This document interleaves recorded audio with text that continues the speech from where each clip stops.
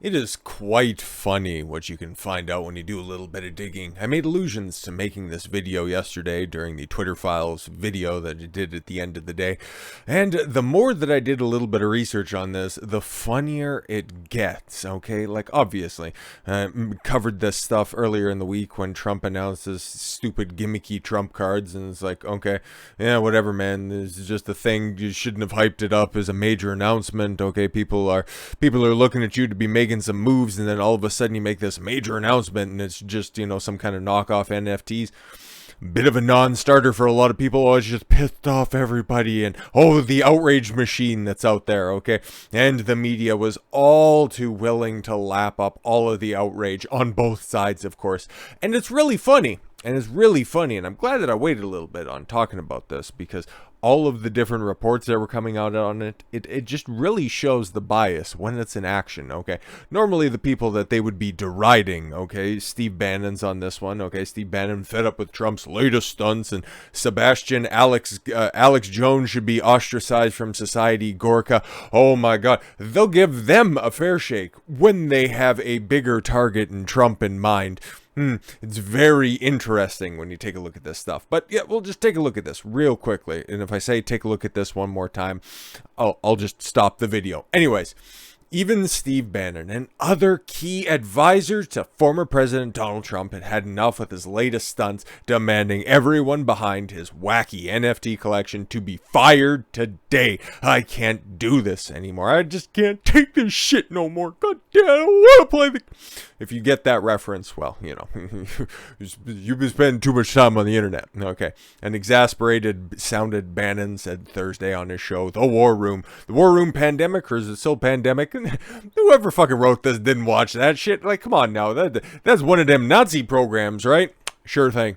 When discussing the widely derided collection of the 45th president launched the previous day, Trump's former key strategist, former? I thought he was right in Trump's ear, making all of the decisions.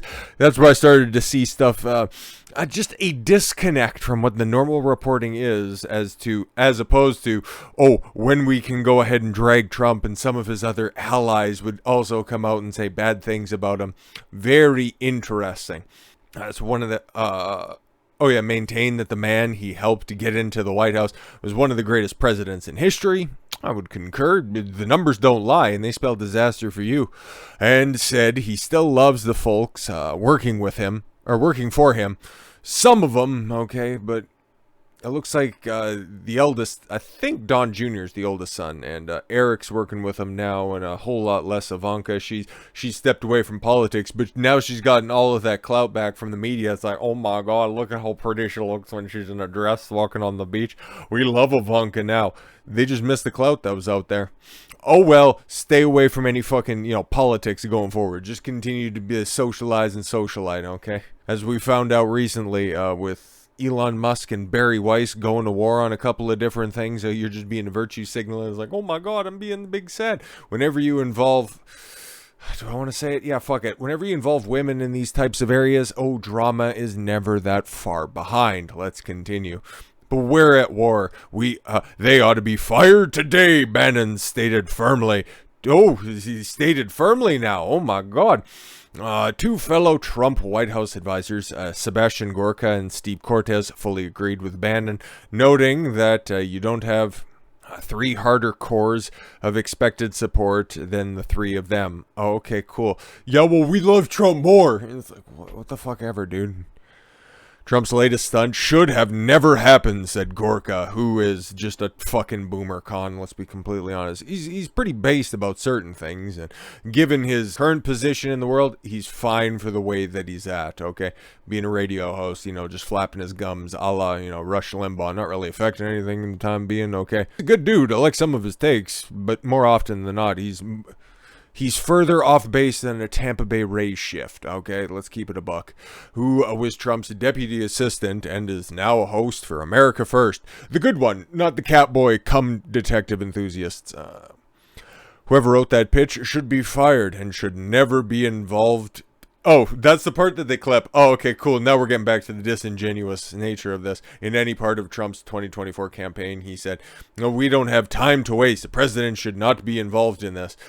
it was almost like, yeah, no, they were just going to be giving away all these not NFTs away for free, huh? Everybody who was involved in this video, and also everybody who was involved or at least asleep at the wheel while the dinner with Nazis happened, he said, referring to Trump's meeting with avowed Hitler lover Kanye Ye West and the Holocaust-denying advisors Nick Fuentes. But what about the grifter Milo, who charged Ye $116,000 for 2 days' work? That motherfucker right there, okay? And Ye, he was also being hyperbolic and say, I love all people. I love Jews, and also he has a fondness for 1940s Germany. It's like, bro, we get it. We get it. You were trying to be big-brained, and you love everybody, but you were also getting some bad information about old H-Dog. Fucking do your research a little bit further. Anyways, those people, all of them, have to go. They have to go for starters. Yeah, it was such a bad decision that Trump made that he sold out all of those trading cards in less than 12 hours and raised just about $4.5 million for his campaign. Jesus fucking Christ, man. There is no other politician alive that could possibly do that. There are very few celebrities alive that can make that much money in that little time. Yeah. Oh, Trump's really fallen off. Oh, he doesn't have all the traction that he still does. The motherfucker sold 45,000 PNGs for $100 a pop. Nobody else can do that. Absolutely nobody else can do that. Day after the former President Donald Trump's major announcement revealed that he's selling a series of non-fungible tokens, they sold out. They aren't really NFTs, though. I don't know what they're attached to. They're just pictures that you can buy on the internet. According to his website, the NFTs, which Trump billed as a kind of trading card, that shows his image of him were sold out by early Friday morning, according to CoinDesk and the website where you can purchase the NFTs. Okay, maybe they're NFTs after all. I don't fucking know. Nobody's buying and nobody's doing NFTs anymore, so he's a day late and a dollar short. But my mistake, I guess. As of noon on Friday, data from OpenSea shows that the entire collection's trading volume stands at around 1.08 million or 900 Ethereum. Oh, okay, it is attached to Ethereum. Sorry, my mistake. I didn't know the details of this. I was just as befuddled as everybody else when he made the major announcement. Here's me stylized as Superman. Here's me styled as a U.S. Marshal. Here's me, I don't know, trying to be in the next Top Gun film. It's like, bro, what the fuck are you doing? Major announcement, and you're selling fucking Pokemon cards. Whatever. But yes, an individual card is now trading for about $230. When you got, how many of them for $100 a pop? Oh, okay, cool. I think Trump is doing fine. Collect all your favorite Trump digital trading cards. They're very nice. You can play with them. There's no numbers on them, so they're not like regular cards, but they're better than that. I've been told by people that are out there, very good people, very stylish people, some of the best artists you can find. I think that they're very nice. See, I would look very nice in a cape. You think I should run in a cape next time? I don't know. Maybe that's what some people tell me. It makes me look faster. Trump, who announced a third 2024 presidential bid last month, well, for a third term in 2024, not a third time announcing that he's going to be running. You already know. Further wrote that these limited edition cards would feature amazing art of my life and career, like the time you went to a moon and flew a fighter jet, bruh. The 45th president predicted that they will all be gone, I believe, very quickly. Well, digital trading cards featuring Trump in different settings and outfits, including a superhero outfit. Oh, that was from his teenage phase. He was big. He was a big Batman mark, I guess. There are cards showing him golfing, riding an elephant. I gotta see that one. Is that one in there? Because I want to see him riding an elephant. Because that shit sounds funny as fuck. Okay, because we got all the regular ones. Oh, him in a boxing ring again? Oh, that one's at least, you know, kind of pseudo-signed. I can understand that one. Ooh, there's a whole bunch of them. Okay, NASCAR, football, fighter pilot, Miami dinner with Donald. Weird. Okay. Oh, you can win all that stuff as well. Oh, yeah. The time that Trump went to space to fight the socialists, gold bars. Yeah, that one seems more like Trump. And then, of course, golfing like that. Like, that looks like a piece of art, okay? As opposed to the rest of those ones that just look fucking whack. But all of them are sold out. That's, yeah, man, that's amazing. Congratulations on that one. It's not like he could really have hoped for a better performance, to be completely honest. There's no mention of Trump's 2024 campaign in any of the NFTs or other materials. None of the cards of the real estate magnate and businessman And also, he was like president for a minute. Who has long held licensing deals released includes any of his campaign slogans such as Make America Great Again or Keep America Great or buy my fucking NFT, bro. That one he's still got to run through copywriting though. Don't worry about it. It'll be trademarked very shortly. Bottom of the NFT website indicates that Trump's likeness is being used under license. Okay, so he licensed his shit out. Copyright holder is NFT INT LLC. Non-fungible tokens, international legal liable company. Okay. More details were not provided. See, it's a scam. It's like, well, NFTs are kind of in general. I'm not a fan of Bitcoin and other cryptocurrencies, which are not money.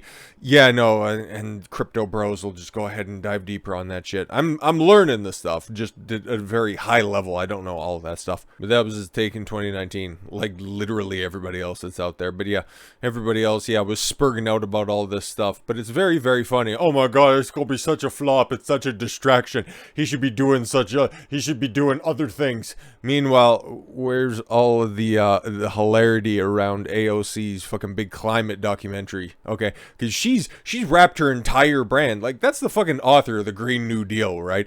All of these fucking green energy initiatives come from the lackadaisical brain of AOC, if you even want to call that. Just straight out of the feed bag. Smaller windows and regulating cow farts comes directly from the desk of some of New York's finest. But bro, you cultivate your image around all that stuff and you put it out a documentary, which I've seen the trailer of, and I won't subject you guys to any of that shit. And holy, is it marketed to a certain demographic that certainly stinks of a certain house animal's urinary excrements and is really trying to slip a lack of religion, or rather a supplementary state of politics as the new religion into those, desperate pink hat enthusiasts. It's quite a trip, but yes, the documentary, AOC's documentary on climate crisis. Yeah, I didn't know this was a thing until I seen this headline and had a hearty laugh and then just tried to save it for this very video. Results in a box office catastrophe. Oh man, Representative AOC may be the left's biggest star in Congress. That's an interesting thought. Like, there might be more famous Democrats elected right now, but none of them have youth on their side. Most of them, just have cobwebs in their armpits. Like, anybody even close? Like, I've said this for a very long time. The Democrats' bench, for whatever you want to consider it, is very, very, very, very, very shallow. Like, there is nobody, okay? You got your starting 9 out there in the field. You fucking, better hope somebody who's rounding first base doesn't sprain an ankle, because there's fuck all on that bench that's over there. It's just like, a couple of screeching harpies that are out there in Congress. It's like, yeah, AOC has the biggest name recognition, but when it comes to putting her on the spot and then having her engage in a debate of ideas, holy, you guys, it's tough out here. The New York Democrats' climate change film To the End, produced by Roadside Attractions, brought up the rear. Nice, a big, juicy Latina rear. The box office in its debut, taking in less than $10,000 last weekend in 120 theaters for 34th place. Wait a minute, there's 33 other films that were out a couple of weeks ago? Like, you got Wakanda Forever, which already had its own environmentalist message, and anybody who wanted that type of propaganda would have been waiting until Avatar just came out this week, and it's apparently going to be doing, some business. I don't know if it's going to quite reach that $2 billion it needs to break even, fucking Christ, but hearing mixed things about that shit, and I'm not fucking spending 3 hours of my life to watch blue people. Fuck that. Bro, it took me 5 days to get through Game of Thrones series finale. Fuck that. That might be, okay, sidebar, that might be one of the worst things I have ever seen in my life. Fucking boring, nonsensical. I don't even give a shit about most of the characters that are left at the end, but for fuck's sakes, man, that was atrocious. I knew all about that story for a very long time before I knew most of the stuff that went on throughout the entire series. I was braced for it, but holy fuck, I was putting that shit off for a few days and still had to break that up because it was just so bad.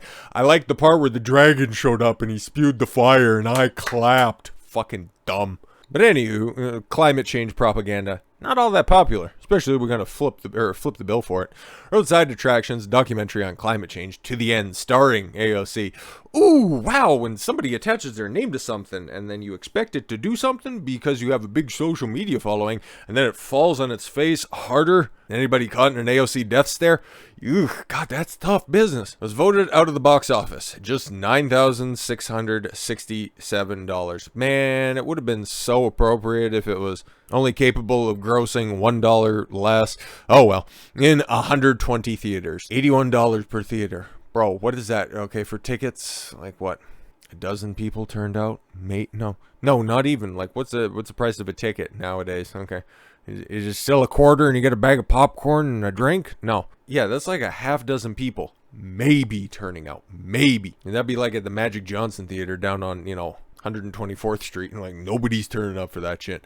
Tweeted box office authority exhibitor relations. Yes.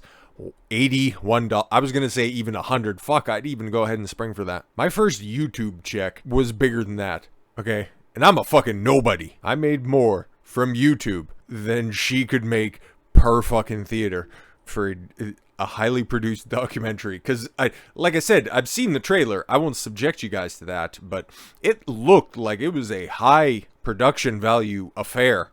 But yo, people are actually pointing out the fucking nonsense, right? The flick also flopped despite positive reviews from mainstream mass media outlets. Just call it what it is. Like the New York Times and Los Angeles Times. Oh, it's so great. She's such a lovely lady and a trendsetter, and she probably broke a glass ceiling, hopefully with her face. AOC has 13 million followers on Twitter, and just about as many on Instagram as well, where she, complains about the state of the world, even though she has power to change quite a bit of it, and mixes drinks and cooks food for a bunch of fucking commie thirst traps. And it's like, I don't really know. But couldn't sell $10,000 in tickets. It's not like it was a limited release, but it still got 120 theaters. I got at least 120 screens, for Christ's sakes. Like, what's going on? Weird. I tweeted a blue check account to the Bradford File. Is that like you paid for the blue check mark? But whatever, regardless. Conservative filmmaker Dinesh D'Souza, a guy who also knows a thing or two about making a political documentary. Shout out 10,000 Mules. Said the video got rave reviews from the usual robotic left-wing clique, but still generated a miserable $80 per theater. Over multiple days with multiple showings, she sold around 8 tickets per theater. Major bomb. To the end, underperformed, even when compared to movies released in the same weekend in far fewer theaters. Oh, the film Decibel.